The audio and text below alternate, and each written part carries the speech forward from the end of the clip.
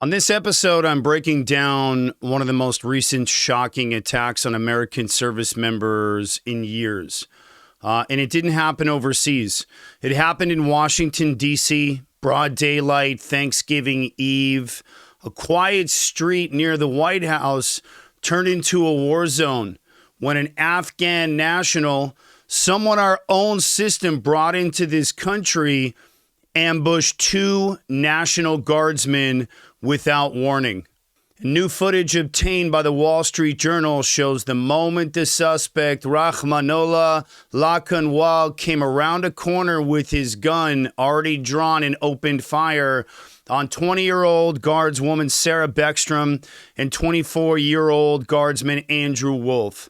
There wasn't any conversation. There was no escalation, just immediate violence. This was cold and intentional and premeditated. Beckstrom didn't survive. Wolfe is still fighting for his life. This wasn't random. This wasn't accidental. This was an attack on American soldiers in the nation's capital.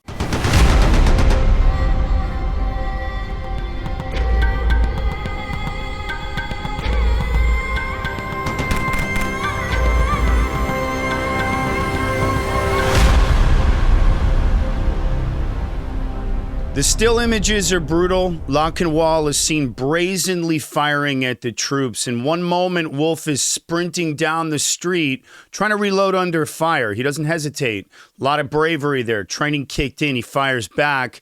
And that split-second response is likely what prevented additional casualties. Hats off to this soldier.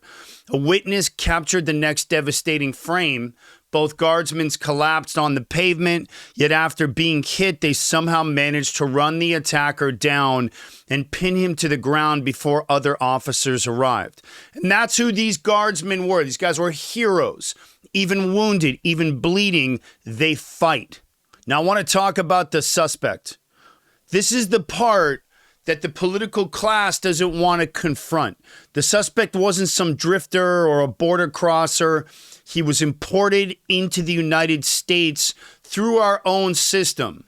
And Lakanwal entered the U.S. 4 years ago after serving in a CIA-backed Afghan commando unit called Zero Unit.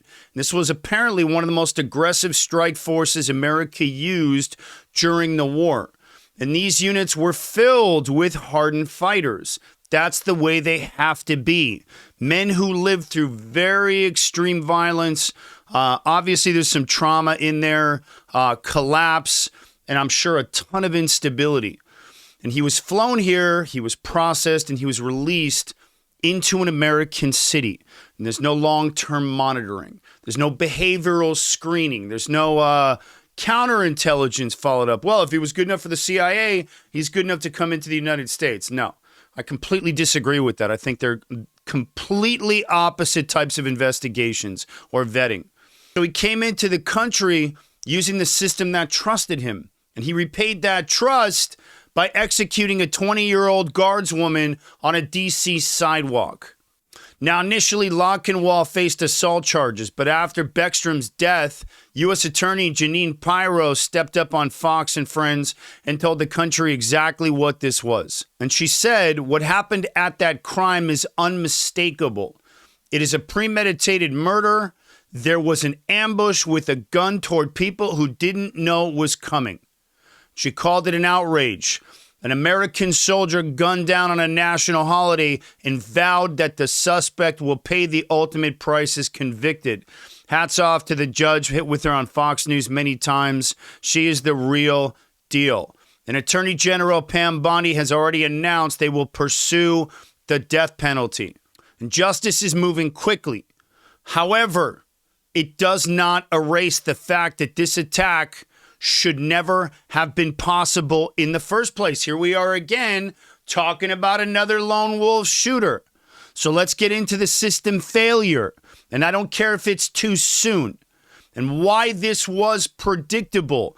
The Aaron Cohen Show is sponsored by the Cherry's Deep Concealment Holster. This is the same holster I trained Keanu on for the John Wick franchise. This thing runs BWB or below the waistband, means there is zero digging into your gut, and this holster will never fall off you because it runs below the waistband. Also, lightning fast draw with just a little bit of training. Hit the link down in the description to order one of these bad boys. They ship next day. 0 lead time with these things now. They ship next day. Lightning fast draw. Fits all double stacked 9 and 40 Glocks.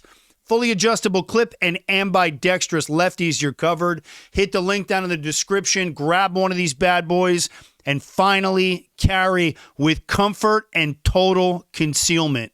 Investigators still don't have a motive. But like with every one of these other attacks, that's what the focus is going to be on. What motivated this guy? What motivated this guy? Don't worry. I'm going to peel that one apart because all of the signs were likely online. The motive is not the biggest question. It's not the question that I really care about. The real question is, why was he here at all? That's number one. When you take a man who operated inside of a collapsing regime, who lived in high-intensity combat, and who served in an ultra-violent special ops type of strike task force, and you drop him into the middle of the United States without any oversight or follow-up or wellness, guess what? What outcome were you expecting? Now, I want to be clear. Bringing this guy over here isn't some compassion thing. In my opinion, this is reckless optimism. I understand you want to bring these guys out of the danger. They worked with our foreign units, or they worked with our units for a decade, whatever the case was with this guy. But I think that it was reckless without putting together a proper system to maintain eyes on this guy. He could have PTSD, whatever the motive turns out to be. It was political theater with the Biden admin dressed up as a humanitarian rescue. And when you import fighters, you're importing that trauma. You could be importing that ideology. It's still embedded in his genes. The fact is that when you import instability, you're importing instability. And this attack, in my opinion, look, this isn't just a failure, okay? I believe this was a predictable failure. And it cost a 20-year-old American soldier her life. Now, I want to talk about what's more important than the motive. I want to talk about the digital trail. This is what investigators are going to start looking for right now. It's the same thing we saw after the D.C. shooter, after the Trans-Minneapolis shooter, after the Uvalde shooter, after the Allen shooter, after the Buffalo shooter, after the Parkland. There's always a daisy trail. And this is where all the evidence pops up. This is where the manifestos pop up. It's where the 11-minute video on YouTube popped up with the Minneapolis shooter. There's another piece investigators are already digging into because that's what they do. The Americans are great at it. Nobody's better than the FBI. And it matters in almost every modern lone actor case, whether there was a digital trail or not. And I can assure you there will be.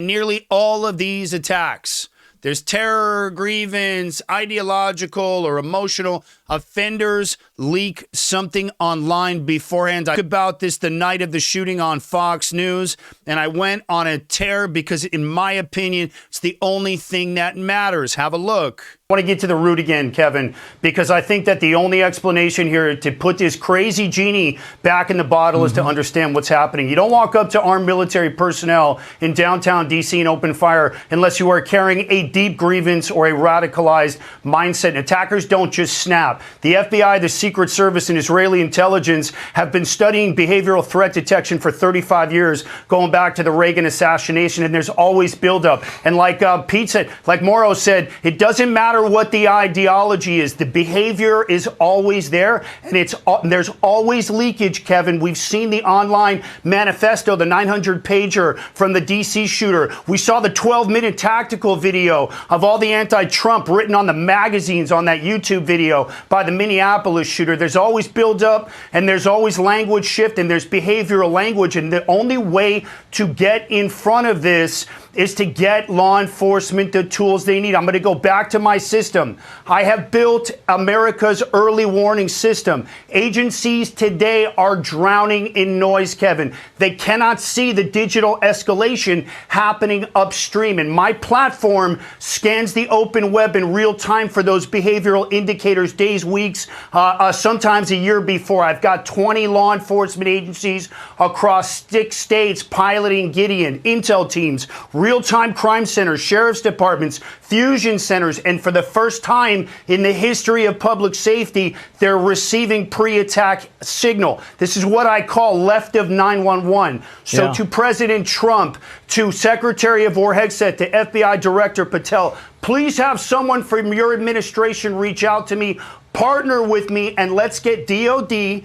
and FBI the tools they need to get in front of these lone wolves. And if you're a police chief, hit me up. I will personally onboard you on the platform. And it might be frustration, posts, instability, anger growing, isolation. There could be sudden behavioral changes on social media. Sometimes it's very subtle. Sometimes it's more obvious, but it's almost always there. So now the question becomes whether this suspect showed anything in the days, weeks, months, or years leading up to it. Thanksgiving Eve, did he vent? Did he spiral? Did he hint at grievance?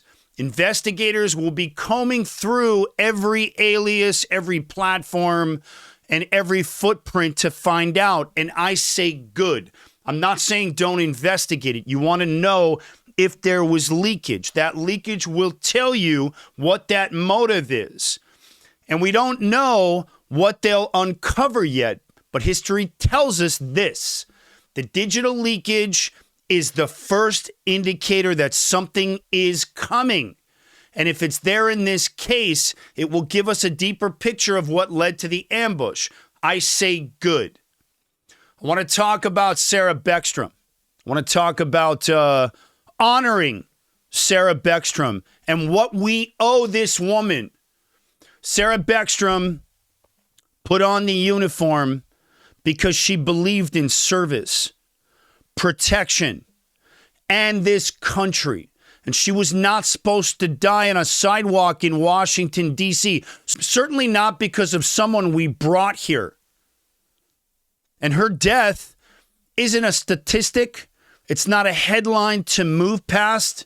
It is a warning about what happens when national security is sacrificed for political optics, when speed replaces that proper scrutiny that needs to happen, and when we pretend that importing high-risk individuals comes without consequences, or if we're just too stupid to put the whole thing together in the first place and go, hey, maybe we need to have the safeguards in place here before we start bringing in CIA assets. And we honor Sarah here at the Aaron Cohen Show by telling the truth.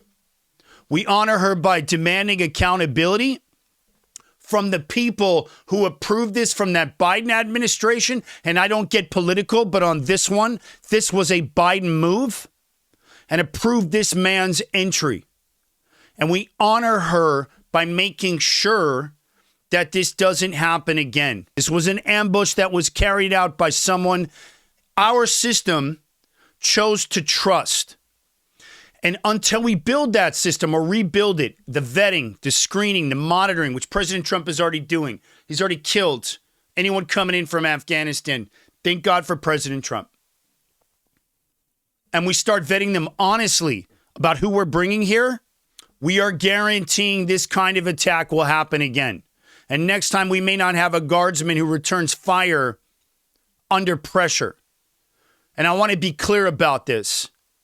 America is the greatest country on earth because we defend our own. I am a proud American. And Sarah did that. Andrew did that. And they upheld the mission even under fire.